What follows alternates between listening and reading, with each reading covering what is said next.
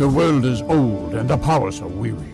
The god at the door of night has fallen, and the great enemy of the world has come back from the timeless void. The shadow has awakened the great evils to regain dominion over Ardar.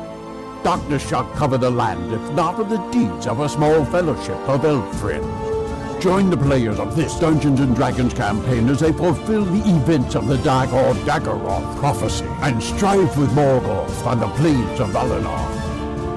Welcome to the Undying Lands in Part 3 of the Inglorion Bastards trilogy, Trials of the Valar. So I guess Tessero goes first. You see, Tessero, at this angle, you can't really tell. You can't see both of them.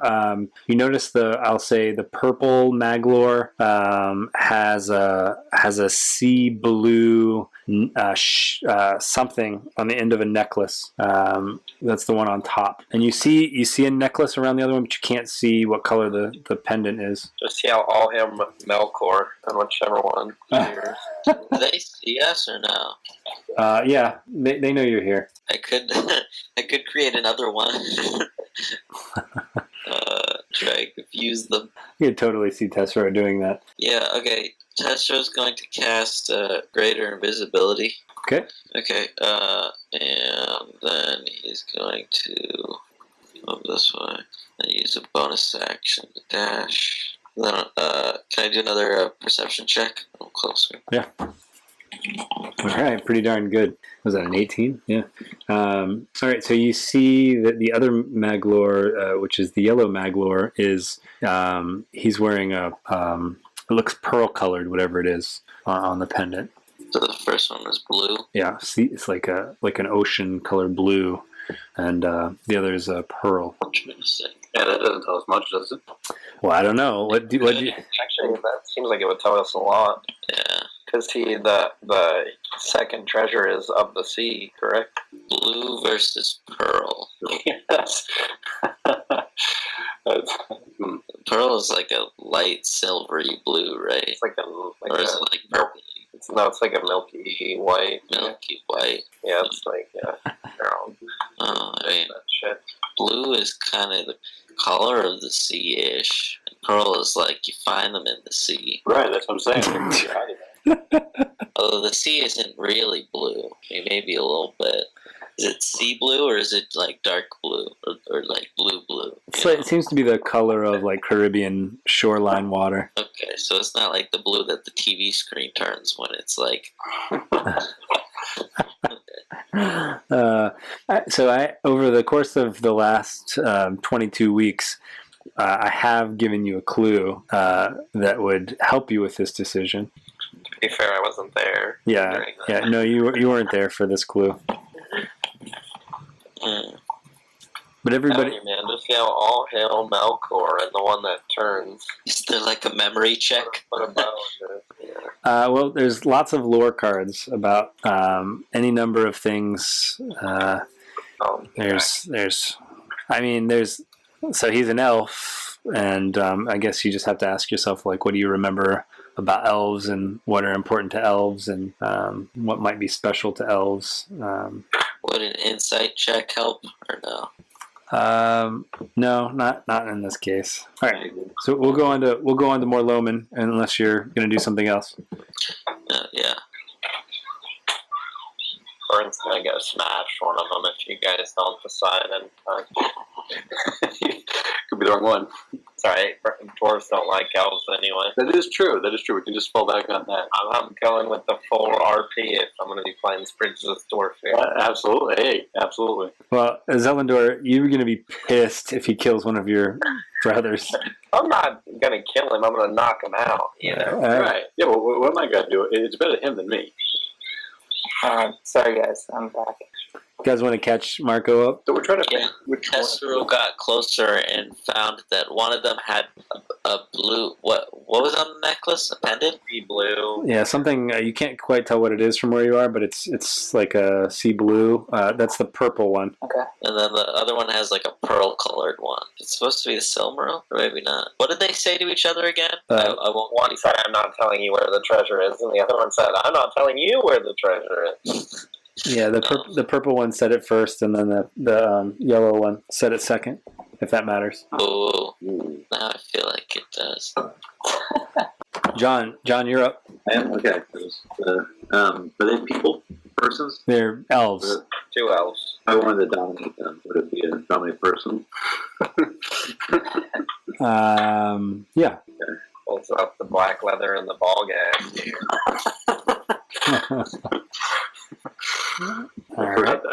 So, which one are you doing? Or I'm going to do the purple one, which is the super one. The real one. are you just like picking one at random? It's not me. It's him. It's him. So you hear in your head, I'll say, like as soon as you make that connection with him, you have you hear like guttural voices, like sort of dark, like a dark language you don't quite understand. Well, I was wrong, man. Good call. Definitely thought the sea blue was the correct pender. So do I bear this? Tell it to like not fight and get destroyed by the other one, or yeah, you definitely can. So you tell it to sit, just like stand still. Yeah. All right. When the other one's winding up, Durin's like, "Oh, this is gonna be good." All right. With head underwater. All right. So So they're still kind of like squaring off, but he just kind of like stands up. And then, are you gonna move anywhere else, or are you good there? I had to get that close to the captive. All right. So you guys, out of the sand, rises up something that looks like. Let me show it to you. This. Is the other guy for scale? That's his wife being like, "Take the trash out." No, he's a big dude. He's like twice the size, at least, of you. What? He's like twice the size of you, at least. Tessera? Or let's say Faradir. Okay, wow. Morloman, I need you to make a dexterity save. DC 17.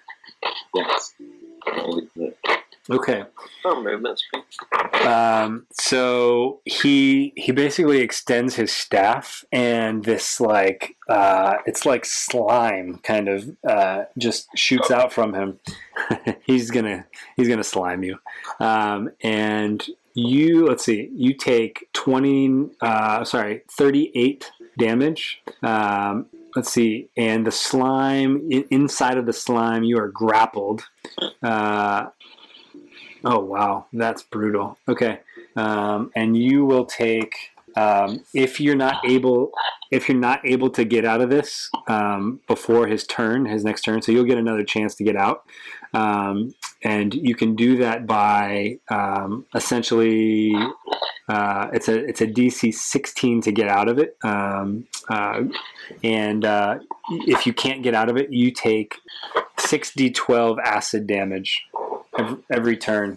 That's brutal. Yeah. All right. So that guy's done, and he just smiles at you, and he says, "You chose poorly."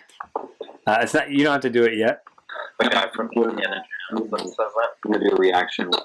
Yeah, when you drink the cup. That's right. Yeah. You chose poorly.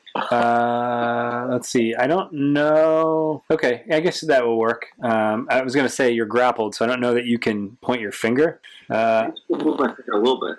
I think you probably could. Yeah, it just basically means your movement speed is 0. All right, doesn't he have to be close to you though? 16. Okay, so he takes 8 damage. Oh, is that fire damage by chance? Yes, fire. Okay.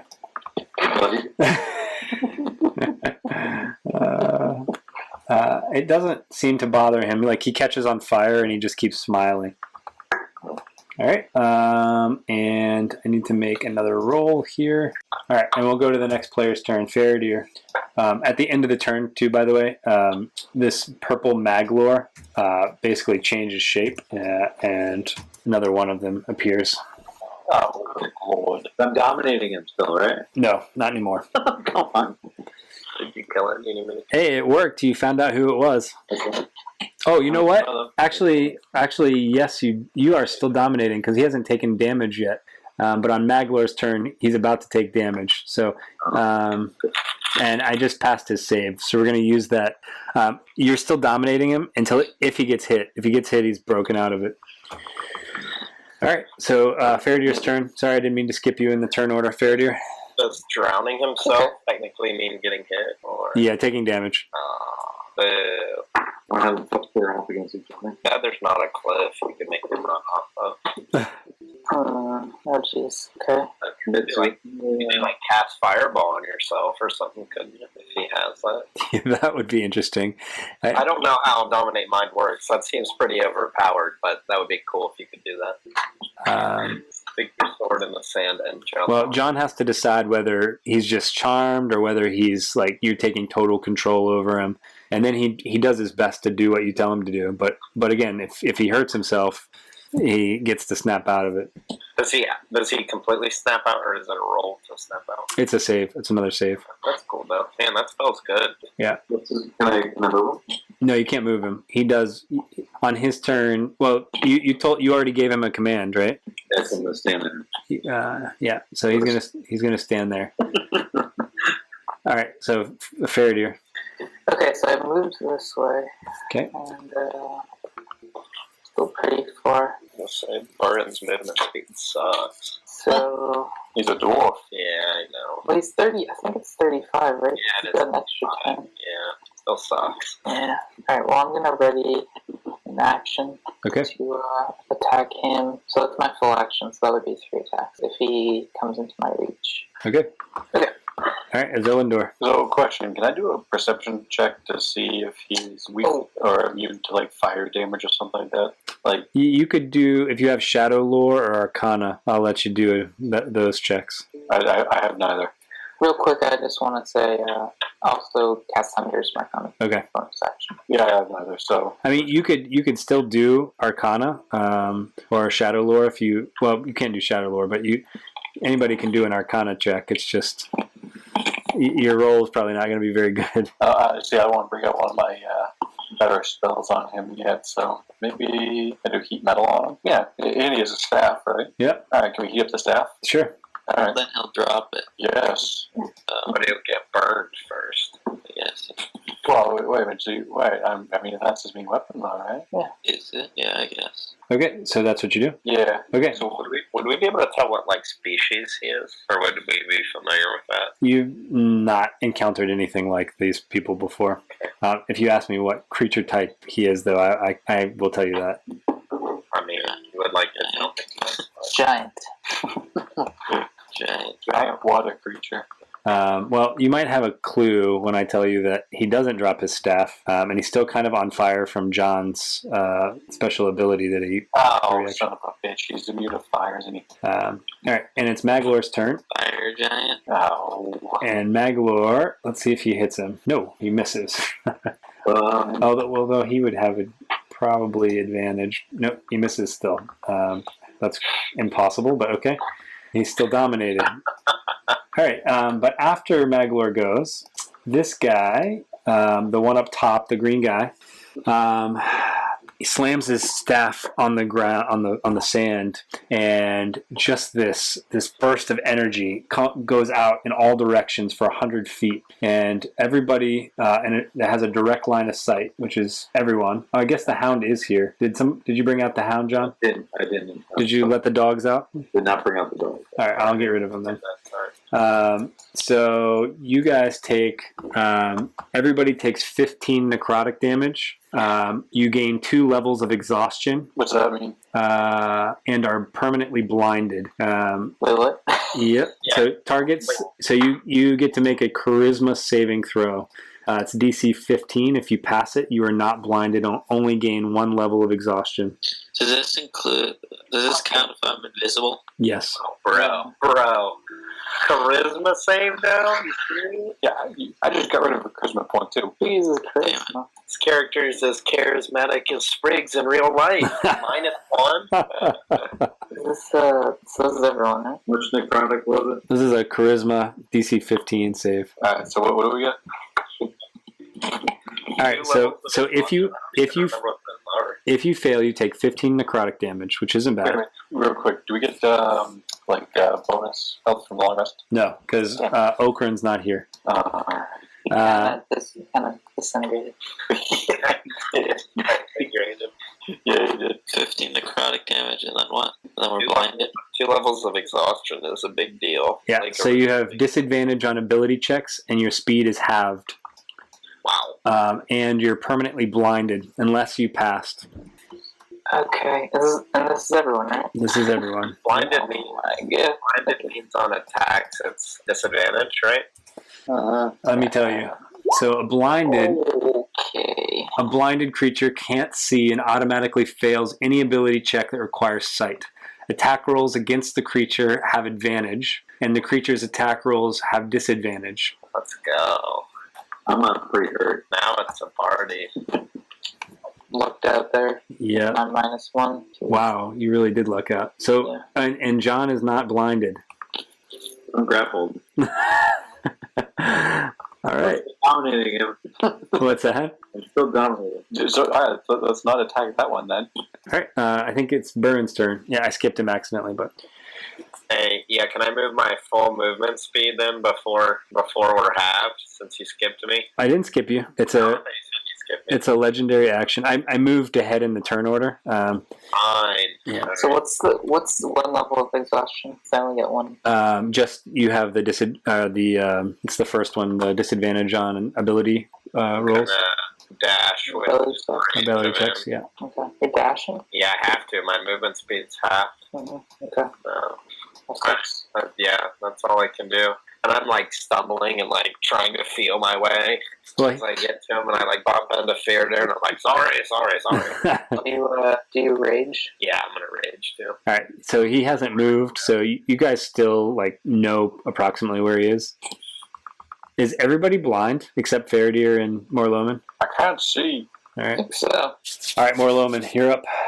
So that the purple one's no longer dominated? No, Maglor missed. So I have him. You have him. Awesome. So I'm going to tell him to go attack. All right. He actually takes off. He flies. Whoa. Oh, What do these guys look like again? It's in the Vic and John rules, number 1. And he lands, and let's see, what does he do to him? What do you tell him? Were those the exact instructions? Do your most damage, or that's what originally, but then I don't know. midway you thought maybe that's not a good idea? Like the most damage to a single target. All right. All right. So John brings out his hound. Woof, woof, woof. All right. So he's still got to attack. All right. So now he's making this on his turn. So he flies over there, and he's going to do a single. So John, what was the final command that you gave him? The most damage, or the most damage without hitting your allies? What do you guys think I should do? Not allies then. Yeah, without. Nuke assault, baby. Here to watch the world burn. Well, that at the end. It's the guest appearance mentality. All right. So he does the engulfing protoplasm attack on him, and let's see if he makes his save. That would be pretty funny if you had one dominated and one grappled. All right, guys. So here's what happened. So this thing flies up and shoots that protoplasm at his friend, and he doesn't take any damage from someone's first attack. So he doesn't take any damage, but he failed. It hit him, and he failed his save. So he's grappled. So basically, it just means he can't move. Okay. All right. So this one is gonna. I guess he's gonna go after John. How many people can he attack? Oof. This is gonna get brutal. Let's see if Burren is in reach. He is in reach. Oh, that seems like a waste. He actually attacks his friend. Except that was a bad move because his friend doesn't take any damage on the first attack. So I guess out of sheer like surprise, he reaches out to try to like snap his friend out of it and doesn't hurt his friend. All right, so we'll go on to Faradir's turn. Does he grapple his friend too? They grapple each other. No, he did something else. Okay. So none of them went into my range last turn, so I'll move up to green guy. Anything happen? You move up to him? Yeah. No. Move up to him. Nope, nothing happens. I'll use my fighting spirit. Okay. So that'll give me advantage on all attacks this turn, and I get 10 temporary hit points. All right. And I have Hunter's markup on this guy too. All right, so you'll get. You aren't blinded. That's good. Okay, 21 hits. Yeah. Okay, 16 damage. Okay, he doesn't take any. Okay, I'll keep going. 14. Okay. Yep, he takes 14 damage. And 25 hits, so 19. All right, so total of 30. Well, I'm going to action surge. Okay. All right. 3 more. So crit for 24. All right. And 15, and then another 13. Holy balls! I'm gonna let you add that up. I had been going, but you're clicking too fast. So I hit him with 5 attacks, so then I'll also roll 88. Plus 14 is 102. All right. So Faradir, so you guys can't see this. Sorry. Yeah, plus 14, yeah. So how much? 102. All right. So you guys can't see it. Most of you can't see this, but Marloman, what you see before you is astonishing. Faradir walks up to this dude. He's grappled, so he can't move away, and he just starts hacking at him. And he cuts one leg off, and then like cuts a hand off, and then like stabs him through the heart, and this guy just falls over. Very nice. I mean, but that took. I mean, you blew your action surge, right? So. Yeah, once per short rest. Yeah. Worth it. Definitely. All right. So now we got this other guy dominated, right? Yep. Just walk him to a really big cliff. I mean, you could. Not stop. Yeah, you probably like if you tell him to walk to a really big cliff, he starts walking to the Blue Mountains. Burns probably like, wait, why are you sending him to the Blue Mountains? I thought everybody was blinded except Morloman and Faradir. Yeah, I'm 100% blinded. Just disadvantage on attacks, right? Like I can still actually see these people, right? When you're blinded. Are we still blinded though? Because he died. You're blinded. It's a physical. We can call out to you and tell you where we are. Yeah, we can play Marco Polo. Yeah. Just get rid of your spell slots, Marco. Yeah. Forget it. I'll do less restoration of my stuff. I'll unblind myself, I guess. All right, you're not blinded anymore. So So John, where are you sending this guy? Oh, he can fly too. Remember. I say we tell him to drop everything, and then we can just hit him. Tell him to fly into the... Yeah, tell him to fly as high as he can and then let himself fall. Okay, that's what I do. Do they willingly hurt themselves or no? Yeah, I think with the dominate spell they can. Yep. Wow. Tell him to fly up as high as he possibly can go and then just let himself free fall. Drop the staff first. tell them we'll catch them. That's what I tell These nice people catch me. Don't worry about it, pal. We'll catch you. Don't even sweat, bro. I tell him to fly as high as he can, and then drop. All right. Without his staff. Remember yeah. Drop everything and let yourself fall. You're naked. All right. Naked. Let's see here. Make sure you can misinterpret or add it in. We might want to get back. He is a giant, in fact. Right? He is going to be like killing the dinosaurs off. Yeah, I don't see anything about not causing, like most of the time in like a charm person spell or something, you'll see language about not hurting themselves, but there's nothing there's nothing in the dominate spell about it. Hey, he doesn't know he's going to get hurt. All right, so he basically just takes off and flies away. All right, so you guys are here with Maglor, who is still just kind of standing there. In fact, he's kind of blind. Yeah, it's like, what? You still have some blind companions, but you could blow a couple of spell slots and heal him. How long does that effect last? Just let it cure him. Oh, It's a lesser restoration spell, so it's a second level? No, but I'm saying blind is permanent until... It is, yeah. Okay, that sucks. Yeah, let's go start away. I don't want to look at it. All right, guys. So let's. We have a whole other part of this to get into. So Burns like stumbling because he's blind. Bumps him. I am very low on health. you're very low on health. Is that what you said, John? Burn can't see. He's like, Elf, are you all right? What's happening? He didn't even get to fight anybody. He's just like wandering around. He says, "They're coming for it. They're coming for it. They must not be allowed to find it. For the first time, I think I know where to find it. It has gone home. Really? We just came from home. Not your home, my home, in the land that my brothers and I have once occupied. You mean Beleriand? Yes. But it's fallen under the sea. Yes, I know that. I'm not crazy. Are you? How would you claim it? He says I cannot claim it by myself. It's and he looks a little frail. He says I've waited too long, but it has been collected, and it is under the waves. And he said most men would not be able to acquire it. But he says, and he's like rubbing his pearl necklace. It's like it looks like this. Let's see if I can show it to you. Vern's like, I'm not swimming for this. I like water. Well, that makes it easy. It's like a pearl that kind of, now that you're up close, is like kind of glowing. He says, but with this, I could have gone after it myself. Why didn't you? He says the concentration of the enemy has started focusing on. He says, and he kind of laughs, and he says, what people once called Maglor's Gap.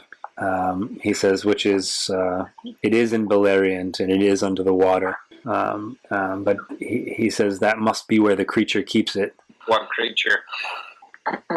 He says, have you heard of the have you heard of Uin? So Vern would say, the great whale.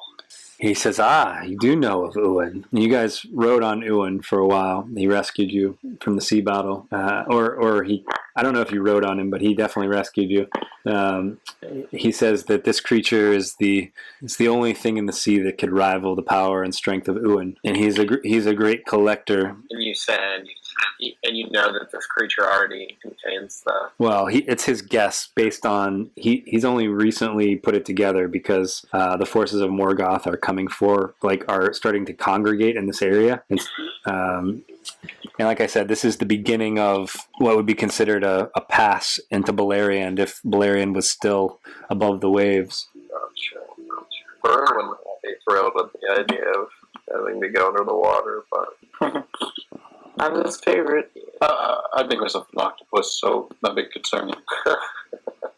Actually, I can make other people's octopus too. So I would say we would explain to him where we came from and the quest that we're on, and say any help that he can provide us to prevent the forces of evil gaining the upper hand in the search for it would be appreciated. He appears to be healing himself. And when he comes, he like blinks and he's looking at you again now for the first time, really studying you. And he says, "Who are you?" And he looks at Morloman and is like, yeah. Vern's like still stumbling around. He's like, I'm a dwarf. And he just starts telling him his ancestry and stuff. And he's like, where are you? You guys... Was he asking the group specifically who we are? Or? Yeah, I mean, that's the last thing that he said was, who are you? Like, he, because you mentioned your quest, and he's just like, who are you people? He sees a Zelindor and I guess would speak to him directly. He says, brother, are they here to take our jewel? Yes, but... but, there's a but. Temporarily. He says, this jewel belongs to my father, and it is the heirloom of my brother and I. Feanor is the one that made the Silmarils. Right. So can Zelda try to convince him about the Valar and Morgoth and the whole thing? Is it worth explaining to this dude? I mean, yeah, I'm interested to hear what you say to him. Well, I mean, there's a big story there. So Morgoth has returned, and we're trying to defeat him. We're on trials we're on a quest for the Valar, and I need the Silmarils, so give it to me. Vern could recite the word too and open the portal and show him. Oh yes. This is perfect. Like, can we bring him with us? We haven't tested that. Well, would he have been there? No, he Step in that portal, see what happens. He hasn't been through. Okay, but surely that portal would show him the other side and show him that we were. He is impressed by that. Yeah, it's for real. Yeah, see? It's totally legit. Byrne would say, we do have a sense of urgency on this task. As you've noticed, there are others in search of the items that we seek. He says, so you will, he gets a kind of a crazy look in his eye, and he says, so you will take them from me, and you will let them, brother? No, we're not taking it. We're borrowing. There's a difference. Bring it to the lair. Yeah, Byrne would be like, I want nothing of elf trinkets. He's like, I'm passing it on to the Valar. Yeah. Surprised you guys haven't, said some of the, like, I mean, you know almost the full prophecy now. So, like, you could talk about some of those things that might convince him. Recite the full prophecy. Yeah, he says, I know the prophecy. I've heard the prophecy before. But have you heard part 3? You heard the exciting third. Yeah. So why are you guys assembling the Silmarils? To restore the light of the trees. That's right. Yeah. To wake the Valar up from there. And awake who else? And to bring back all the elves. Okay. And to that, his heart is moved. And he says, my father and my brother? Of course. Of course. Yeah, I need him to make my sword. Does that bring them back to Middle Earth, or just bring them back? Brings their spirit back to the Blessed Realm. They're in the halls of Mandos now. They'll be released back into the world, or not really back into the world, but they'll be released from the halls of Mandos. Sure. So okay. He's willing to he's willing to bring you with him if you will assist him. Yeah. Okay. Yeah, sounds good. All right. So did you guys see the powers of this shell? No. So while wearing this necklace, anyone within 40 feet can breathe underwater and have a swimming speed equal to their terrestrial movement speed. This shell has one use, so he's been saving it. He says the only problem is I don't know how long it lasts. Sounds safe enough. Byrne, like mutters, like, leave it to the elves. Yeah. Yeah, but It's one use for one person. yeah, but Well, it affects everyone within. Great. Yeah. when it says the one use, so the default is that you or within 40 feet, anyone can breathe underwater. But what is the one use? That's not the wearing of the necklace, is it? Like nobody's ever worn this necklace. This thing's not going to a Salvation Army. You can wear it one time. No, you can activate it once. So you wear it, and you can only activate it once to breathe underwater. Correct. How the hell do you know it works to breathe underwater then? I mean, how's he know anything about any magic item, you know? Yeah, but so this is just like more or less like rumor. Like, hey, I think this is what this is going to do. Well, you'll know pretty soon whether it's working. I think it's blah, blah, blah, blah. Yeah, exactly. We're going to test this thing as we're all like swimming underwater. You know, the one that's bitching right now is the one that can change into a fucking octopus.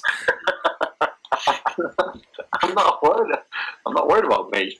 I'm worried about my compatriots. All right. There's also a spell called Water Breath. I don't have one. I don't have that. Alright, so...